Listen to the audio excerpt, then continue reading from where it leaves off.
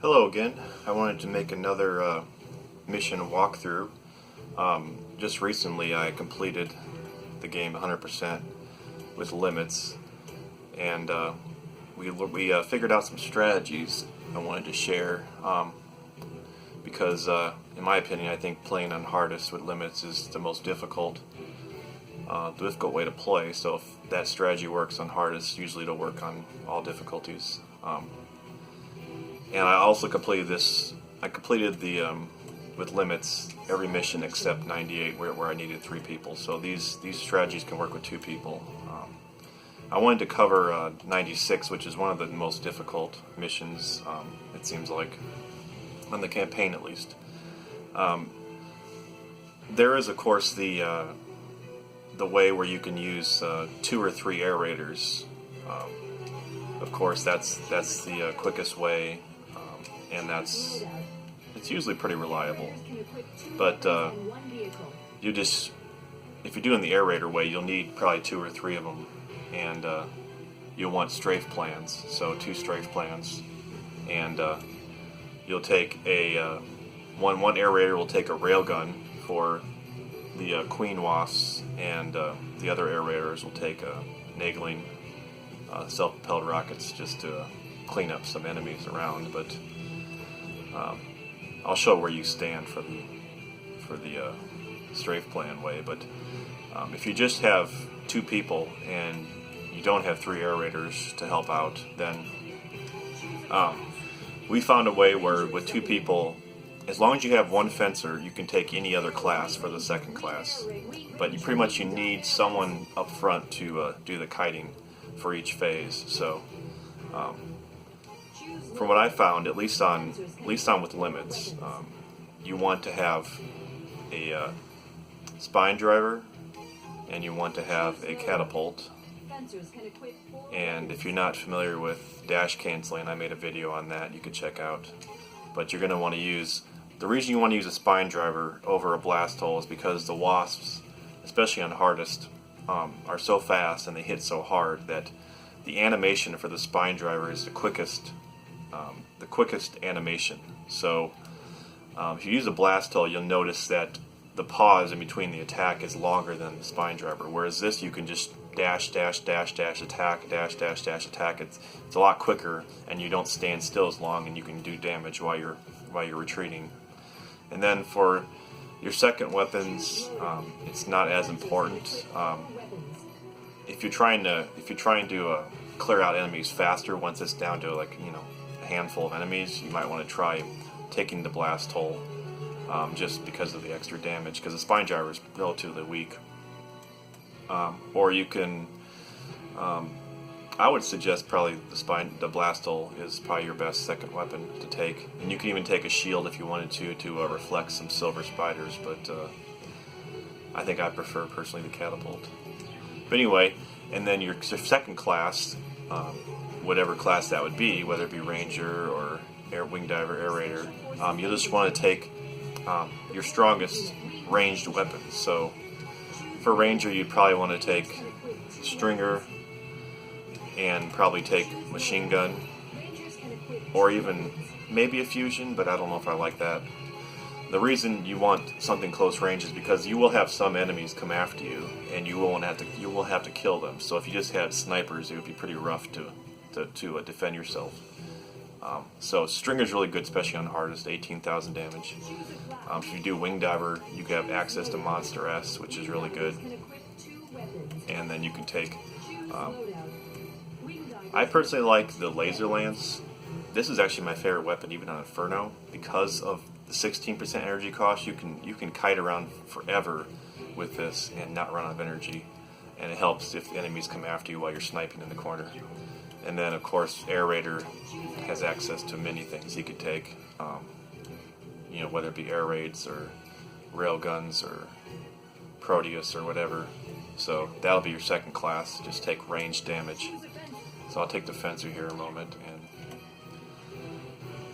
and then I'll start this up here. As soon as you start, you want the person that's not kiting, the person that's not the fencer, to take these rangers with them, and then go to the corner. But I'll take them since I'm the only one here playing. But normally you'd have them take it instead of the fencer. And pretty much you'll head to this corner back here. First, I'll show you where you want to post up if you want to do the strafe plan route.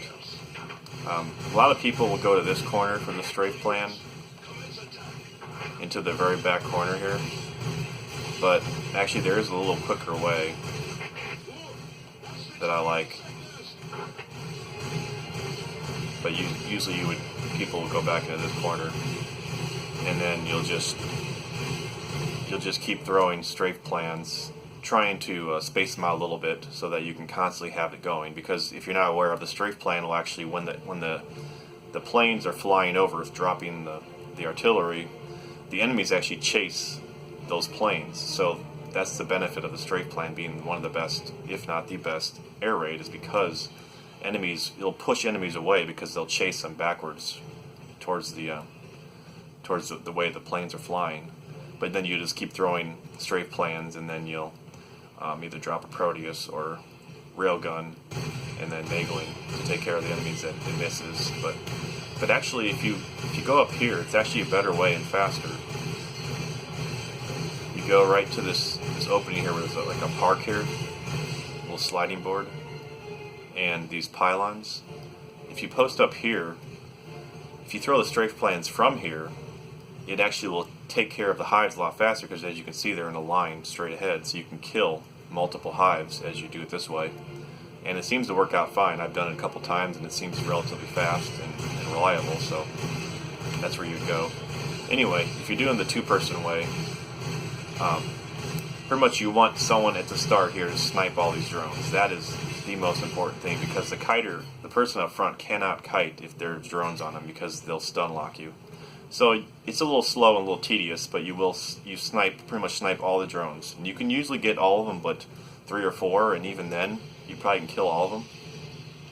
And even if you do happen to pull some enemies, wasps or a wave of ants, don't worry about it. Just kill the enemies that get pulled, and then don't attack near the hive at all. And nothing else. They'll eventually stop coming. So it's no big deal. Because the way the aggro works in this game is anytime you hit an enemy, the enemies around in a certain radius will also get pulled. So as long as, like, say you attack this drone when it's near you and you don't kill it, and then it flies more towards the hive and you attack it again, it'll pull everything that is around it where you attacked it last. So that's why you want to just attack the enemies near you to clear them out. So after you clear out all the drones, then you'll want to go here to the middle here, and you want to hit the Hector right in the middle, and you want to pull the Hectors, because those are the next problem. So usually I'll hit this Hector, and it'll pull 3 or 4 Hectors. It may pull some ants too, so you'll just clean up those as well. It's not really a big threat if you have all the drones out. It's not really that big of a deal.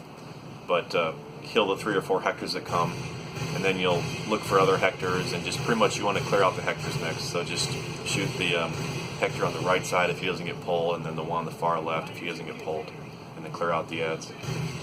And then once that's all cleared out, then you can start attacking the hive. So what you'll do is you have the person that's sniping as far back in the corner as possible, and then they'll just keep attacking this hive until it's dead, while the person up front, the kiter, the fencer, will just weave through these buildings and go around in circles and kill the enemies as they're going, but just being careful not to get near the second or third hive, but just staying around this hive and just weaving through buildings, killing enemies, and just distracting while that person is just sniping the whole time.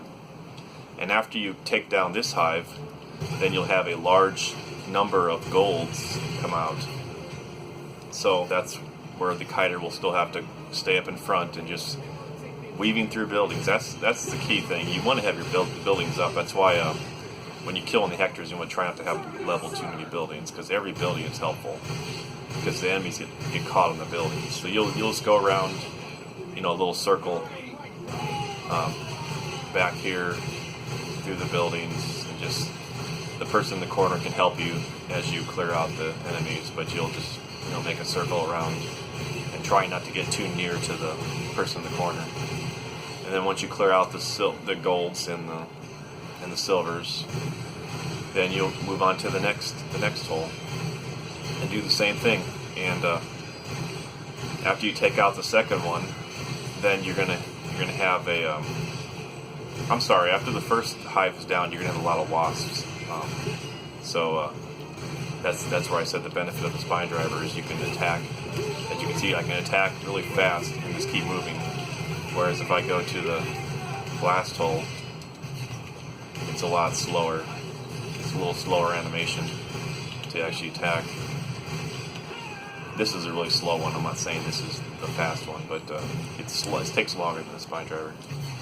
So after you kill the second hive, then you'll have a bunch of silvers and golds you'll have to clear out. And you also have the queen wasps. So you'll have the person in the corner focus on the wasps. There'll be one from the right side and one from the left. So just have them focus on the one from the right side because that'll be the one closest to the fencer. And just, especially with the stringer or the monster, you'll be able to keep stunning them and kill them relatively quickly. And after you kill the wasp, then you can help them with the golds and silvers. But yes, this strategy is difficult because you have to be very careful with the golds, because golds can one-shot you on every difficulty unless you have over 30,000 health on Inferno. So yeah, you have to be careful. But like I said, if you use these buildings to your advantage, it's relatively simple to kite them. I really like going down this path on my attacking path as they're chasing me. It's really easy to do a lot of damage as you're going away from here. And then once they get too close, then you just go around back here through the buildings and get them caught in the buildings, and then just circle back around and repeat until you have them all killed. It does take a while, like I said. I think it took us, I want to say, maybe an hour to do this mission, but if you can do it with two people, it's pretty fun actually, I think, as well. But this is a challenge. But that's where it can be beneficial to have a shield, because you can reflect the silver spires and kill them quicker. But I like the blast hole personally. And then you'll have two small holes left, and you'll have a big nest left. So you can kill either the big nest or one of the small ones, and then just keep repeating until you clear out everything. And if you ever get in trouble when you're attacking one of the nests, just have the person stop attacking the nest, and you and also the kiter just get away from that nest, and the enemies will stop coming after you after you clear out the ones that you drew to yourself. So you can always reset if you need to. But that's pretty much the strategy we found with two people, and it seems to work fine. It's just, unfortunately, yeah, you can die at the very end, which is very, very hard to deal with, because if you spend an hour on it and then you get one shot by a gold, it's pretty rough. But once you get used to going through buildings and pulling the enemies through buildings, it's not too bad. It's just a little, it's a little time consuming is all. But that's the strategy we found that seems to work the best with two people. So thanks for watching.